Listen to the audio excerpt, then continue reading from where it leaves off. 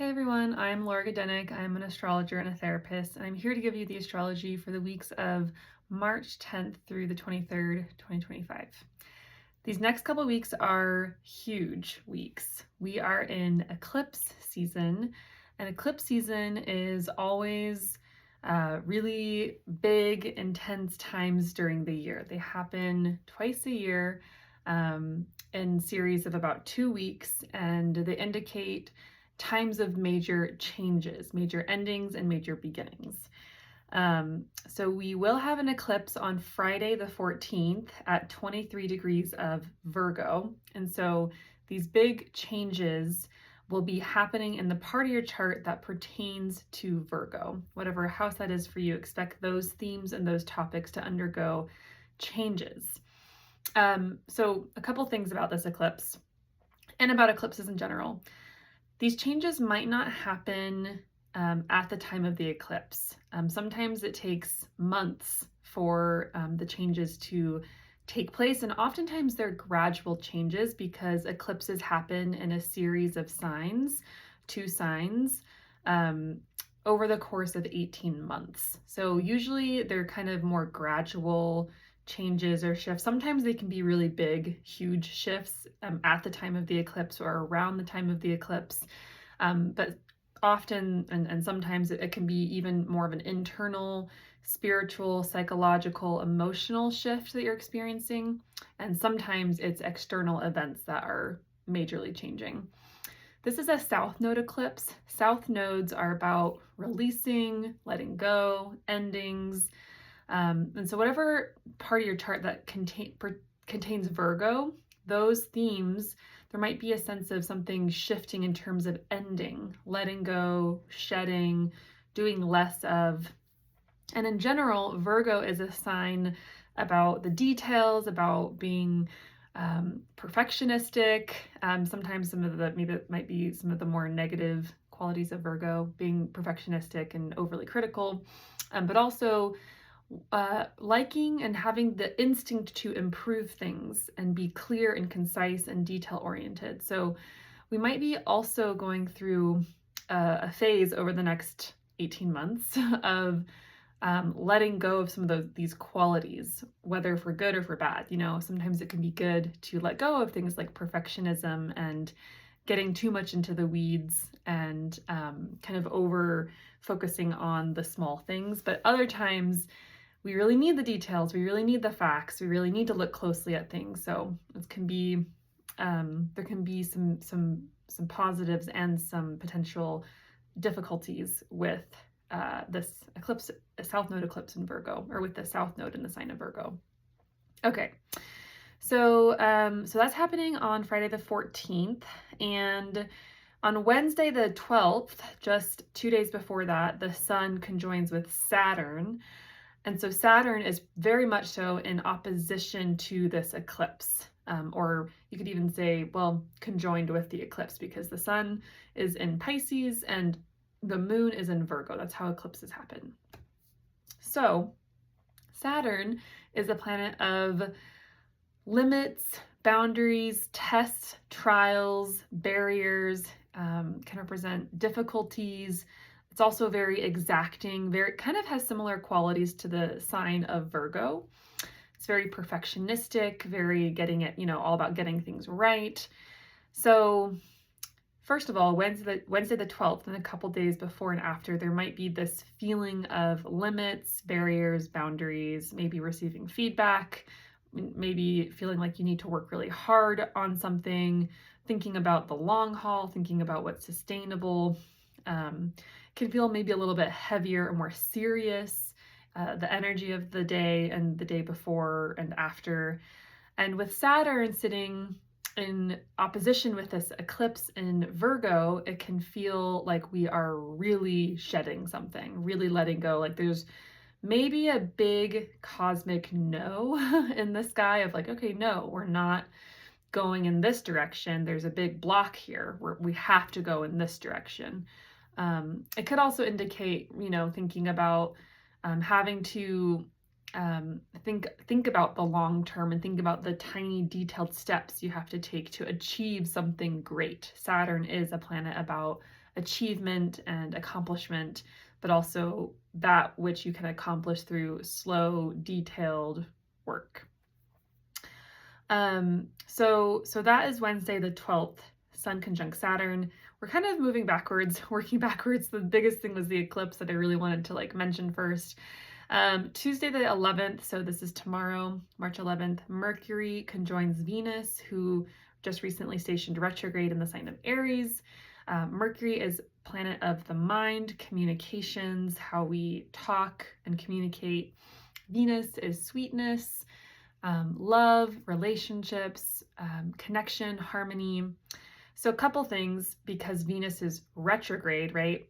So Venus retrograde, first of all, is very much so about reflecting on and reviewing relationships, love, beauty, sex, style, harmony.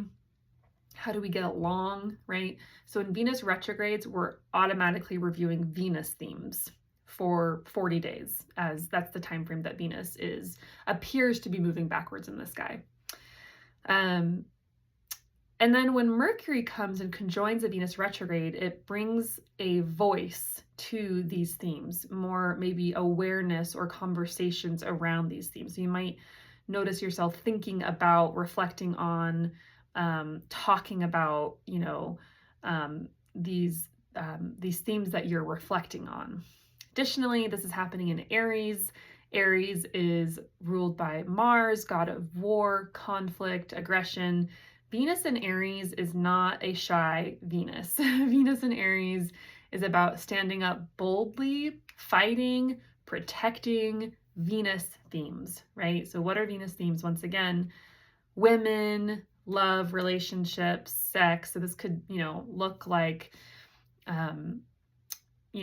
women's rights, being bold, being some sort of feminist activist, so to speak. I mean, I know for myself, I view myself as a menstruation activist. So I'm very vocal about my menstruation, my menstrual cycle, where I'm at my cycle. I don't keep it under wraps. I don't hide it. I let people know where I'm at my cycle, because it very directly impacts my mood, my body, my energy, and I'm very vocal about it. You could even think about the other week I went to ecstatic dance, and which if you don't know what ecstatic dance is, it's a dance where people come and dance soberly and with no phones, no shoes, and it's all about just getting in your body and dancing.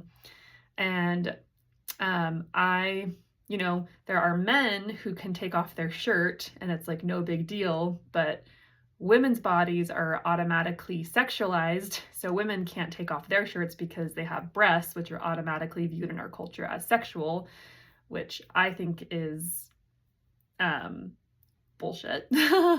I'm not being shy here today. So I wore pasties over my nipples and took off my shirt and was dancing like some other men with their shirts off. And to me, that is a very Venus and Aries situation, a Venus and Aries. And I did that actually, the first time I did that was when Venus was in Aries. So it wasn't something that I've been doing for a while. I do have Mars on my rising sign in Gemini, so I am relatively bold and courageous and take risks and things like that and say what I want to say on the regular.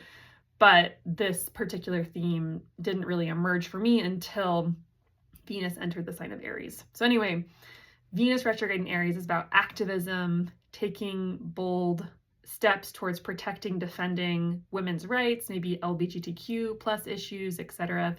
And then Mercury conjoining Venus might be conversations about this, putting out messages or news about this.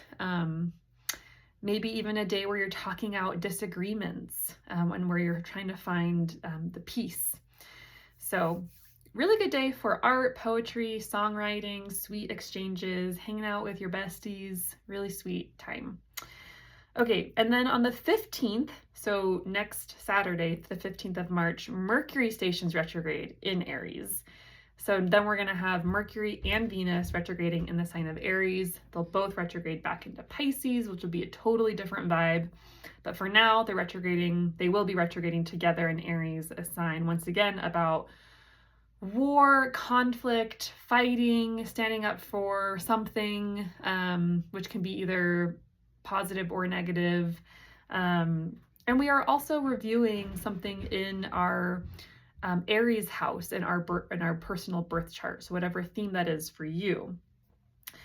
Also, of course, with Mercury retrogrades often comes tech breakdowns, miscommunications, things going awry, travel delays, things taking a lot longer than they usually do. So just be on the lookout for that, and always give yourself a little extra time during Mercury retrogrades. Mercury will be retrograde for about 3 weeks. So it'll be a little bit of a time frame of things feeling a little backwards or loopy, or like you have to do a turnabout and try again. And as always, don't take things personally, because it's usually it can be a miscommunication. Okay. Wednesday the 19th, the Sun conjoins Neptune in Pisces. Sun and Neptune in Pisces can create this kind of foggy, mystical, creative, non-linear energy. It can feel maybe a little, I don't want to say sluggish or slow, but Pisces certainly moves at a way slower pace than Aries. Aries is a fire sign. It's about quickness, decisiveness. Do this, let's go right now. Pisces is like, I don't know if I feel like it right now. I'm just going to go with the flow. I'm going to see how things land. I'm going to feel things out. It's kind of like an indecisive energy. It's very dreamy. And so on this day, Wednesday the 19th, take it easy, go with the flow, do Pisces, be creative. Don't put a lot of pressure on yourself to achieve a lot. Maybe go to a sound bath or do something meditative and relaxing. So that's the energy for the 19th. Then on the 20th, the Sun heads into the sign of Aries. We have our spring equinox, much faster pace. We're ready to go. Maybe we're ready to make some changes. However, I would be hesitant to make changes immediately, because we have a bunch of retrogrades going on, Mercury and Venus. But regardless, the Sun moving into Aries is a very different energy of okay, I'm ready to go. I'm ready to get to start something new. Okay, and then Friday the 21st, Venus, who's retrograde, is making a sextile to Pluto, a planet about what's beneath the surface of things, what's in the underworld, what's really going on. So this is a good day to uncover things in relationships, to go deep with someone, talk about what's beneath the surface. It's a deep dive in relationships, art, beauty, sex. We're uncovering something. And it could also be a pretty erotic day, or energy in the air. Saturday the 22nd, the Sun comes into conjunction with with Venus. So this is called a cazimi, when a planet comes into the light of the Sun. That planet's energy and what it's signifying is illuminated. Something comes to light about it.